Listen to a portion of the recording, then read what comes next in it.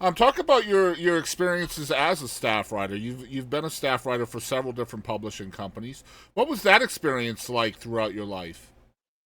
Well, I enjoyed it. I learned a lot from them.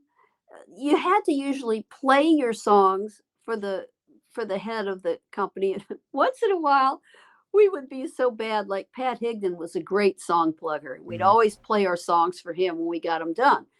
And every once in a while, just to to see his face get funny, we'd insert one line that was awful, and we'd sing the whole song with that line in it just to see Just his how his face reaction. would be. Yeah. What?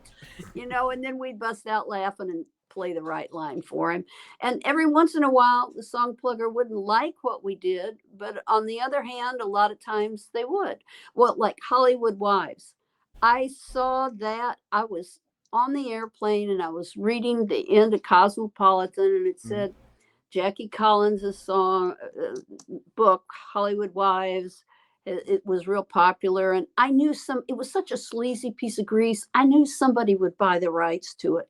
So when I was in LA, I had written the song on the airplane, and then I got with Jeff Silbar and we finished it and did a demo. And I had to squawk with them because they go, "Why would we want to demo this song?" I said, "Oh, just demo it, just demo it." They go, "Okay, Jan, okay." So they demoed it. I took it to LA, and I asked the there was this new guy, George Geem. It was his first day there at working as A&R at Warner Chapel. And I had seen Chuck Kay in the hallway, and I dragged him into his office and said, "Listen to this song." And I started playing Hollywood Wives. And all of a sudden, all these people kept filing in. It was Monday morning. It was the Monday morning meeting. And Mhm. Chuck started laughing, the big boss, and he goes, "Get her out of here. Give her what she wants when we're done."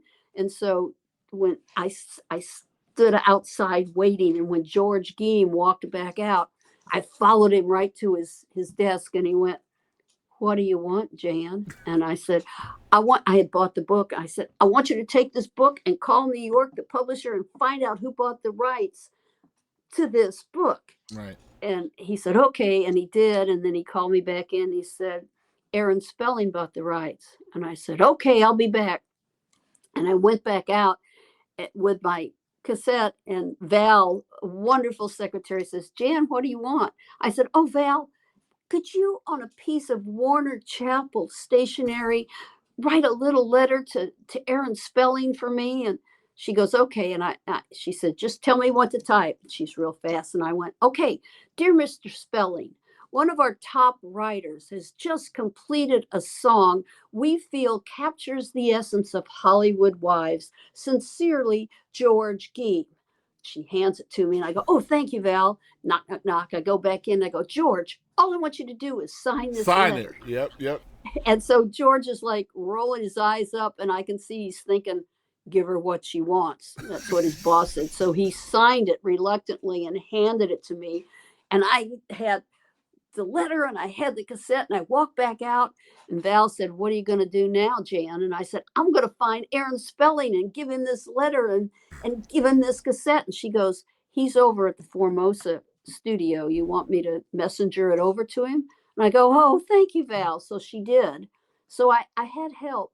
The next morning, my husband and I, at the time, my ex-husband now, we were staying over there on Sunset Boulevard at this hotel, and I got a call from George at 11 a.m. And I said, "Yes." And he said, "Jan, you're not going to believe this." And I thought, "Oh my God, I got fired."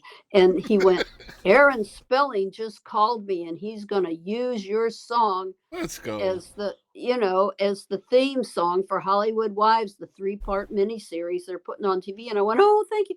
See, I didn't know you couldn't do it. I just did stuff because I didn't know better, and It's sometimes it tenacity. worked. That's what it is. You had tenacity.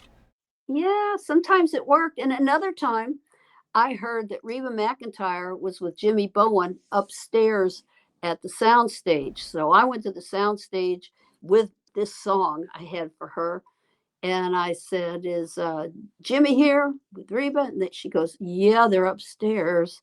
And I said, "Well, can you tell them I'm here?" And she looked at me kind of weird, and she says, "Okay." And then she looked back and she goes, they say to come up because I had such confidence. So I went up with my song and I knocked on the door and they looked and I went in and I said, "Here's a song I thought you might like. Thank you so much." And I left. They never cut it. Yeah. So sometimes it works, sometimes it doesn't. But hey, it's worth the effort, though, right? If it works Yeah, one time. yeah. You just got to believe in yourself and try and, Yeah, I love that. and like my dad said, do the best you can all day, go home and forget it. So if it Yep. worked, great. If it didn't work, I didn't beat myself up. I just went, okay, next. Yeah, just a great set of lessons that you were imbibed with at a young age to be perfect for this. I love that.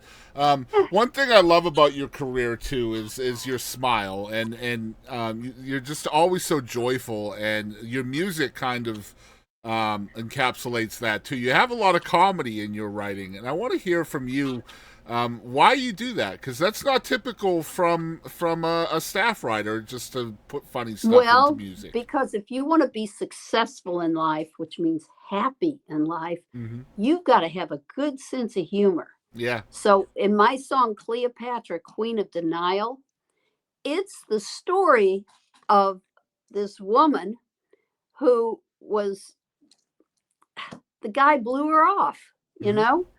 And I've been blown off by some guys, divorced two ex-husbands.